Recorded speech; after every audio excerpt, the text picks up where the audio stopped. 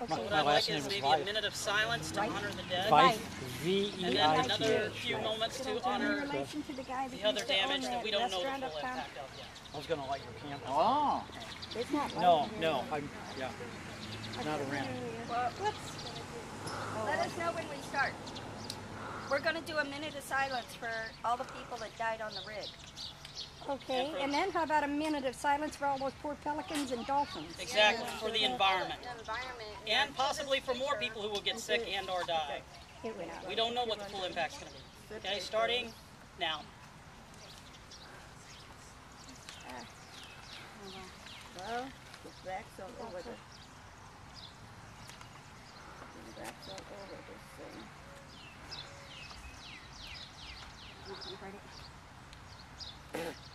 I don't think this thing is going to work for me.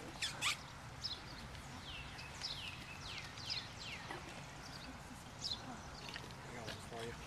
I'll trade you. Thank you. Give me a light.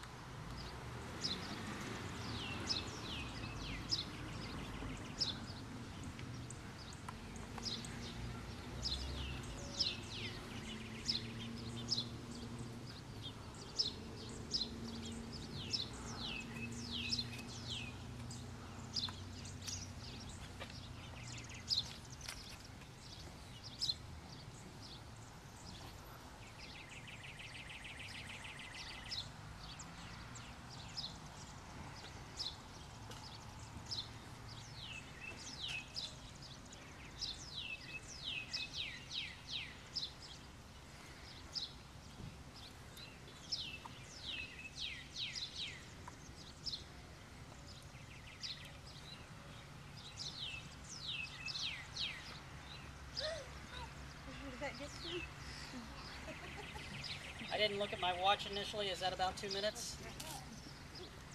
Okay. Today marks the 50th day of the Gulf Coast oil spill, which now is unlikely to be stopped, they tell us, until August, when they drill the other. Our hearts go out to the communities that have been destroyed, and we are horrified by these pictures and images that we're seeing of the damage of the Gulf. The Gulf Coast's oil spill is the worst environmental disaster ever in our nation's history, and it's a direct consequence of America's addiction to oil. Our political leaders are not even yet talking about what the solution to this problem is. Ending the dependence of America on oil, both foreign and domestic, and by fully empowering our economy with clean energy rather than oil. Even now, the big companies, the oil lobbyists, are calling the shots in Washington, D.C. And that's where the real oil mess is. Until we clean up that mess, these other messes are inevitable. As we speak, people who for generations have had a way of life have had it ended by this accident. Those in the Gulf of Mexico who are losing their ways of life, 1/3 of the Gulf is now closed to fishing. Fishermen have lost 75% or more of their business, and oil is now quickly approaching Florida's beaches as well. At this point, I'd like to ask Robert from Congressman Costello. I get a little nervous. Office to say a few words and perhaps answer a few questions also. Do my best. Well, thank you, Mike. Thank all of you for coming here tonight. The Congressman is back in Washington this week. The Congress is in session. As soon as he got the invitation, he knew he couldn't make it because the Congress was in session, but he told me to make sure that I made it here to speak on his behalf. So we appreciate the invitation. First and foremost, we need to make sure that we remember those 11 men who died in this explosion, that we remember their lives, that we remember their family and friends, their spouses, children, their parents, and that we continue to keep them in our thoughts and prayers. The other thing is that, you know, you're to be commended for what you're doing, because people need to speak out. People need to express their views, no matter what they are. That is your right, and certainly we are willing to listen. You have a right to know what your congressman is doing on this issue. Tomorrow in Washington, there will be 2 hearings. One of the Science and Technology Committee, of which Congressman Costello is a member. A senior member. He's also a senior member on the Transportation Committee is the largest committee in the House. Both of them will be having hearings tomorrow on this very issue. The thing going forward is that this bill is BP's responsibility in the sense of the word responsible, that they caused it. They're the responsible part, and we need to make sure that we remember that. The United States government is responsible for oversight, for staying on BP to make sure that this spill is not only cleaned up in the long term, but in the short term they're doing everything possible, everything technologically possible to stop the oil from coming out of that well.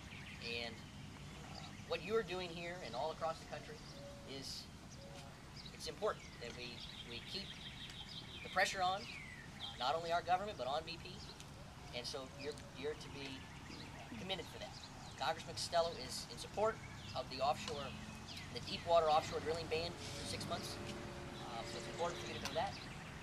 And you know, a lot has been made. Somebody stopped me on the way in. They were upset about the president not expressing enough anger. And you know, I'm here to speak for Congressman Costello. Certainly the White House is capable of speaking for themselves, but what I can tell you is that, you know, the congressman is not interested in the president banging his fist or you know, showing extreme anger, because it's not going to stop the oil from coming out of the well. What he is interested in the president doing is everything in his power to make sure that that we don't let up to clean up this mess, and that in the near term we don't let up to make sure BP does everything that they can to stop the leak. It is a catastrophe of the first order. There is no doubt about it. It's a national catastrophe. All of us, you know, as Americans, as citizens of the earth, are upset, we're frustrated. There's no doubt about that. We may have relatives in the Gulf Coast. We may have visited the Gulf Coast. On a personal note, I was supposed to be going to Destin in a month. I just canceled my trip yesterday. My kids are not happy about that. Where is it at? So, Destin, Florida. Okay. So, it impacts us no matter where we live, even if we don't live on the Gulf Coast all the way up here in Illinois. So, that's what I can tell you. I'm happy to try to answer a few questions. I may not be able to answer them. If I can't, then I can get back to you, but I'll do my best. Why is he only in favor of a ban for 6 months? Why not longer? Yeah. Why I not think forever? he's trying to take... Yeah, why not forever? Yeah, I think he's trying to take this with the most important issue first, which is dealing with the spill now. Right. I'm not sure that he is for or against abandonment forever. I'm not sure of his position. I can get back to you on that.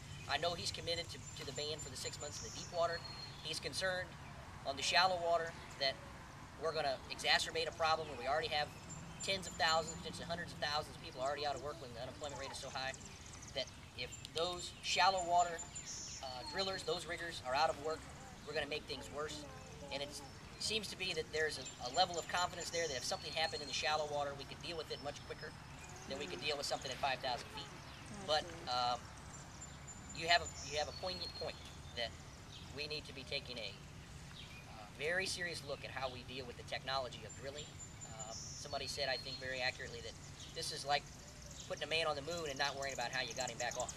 And so drilling at 5,000 feet, you know, it was never a regulatory priority, obviously, to establish that if there was a disaster that we could stop it. And so we need to look at that going forward, absolutely. Excuse me, wasn't there a law passed in 1990, passed by the Democratic Congress majority, signed by Daddy Bush?